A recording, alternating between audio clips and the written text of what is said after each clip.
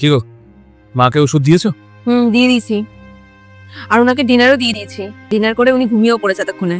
বলছি শোনো না, আমার খাবারটা দিয়ে দাও, আমি একটু ফ্রেশ হয়ে আসছি। তোমার খাওয়ার ওখানে রাখা আছে ঢাকা দিয়ে, নিয়ে খেয়ে নাও। ঠিক আছে।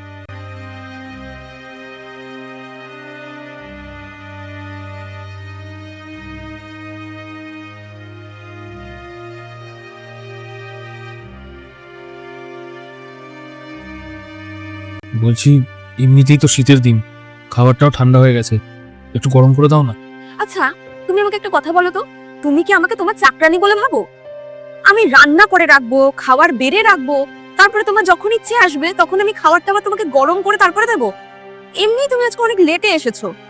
ওখানে যা রাখা আছে, যেমন রাখা আছে সেরকম ভাবেই তুমি খাও, আমি কিছু গরম করে দিতে পারবো না।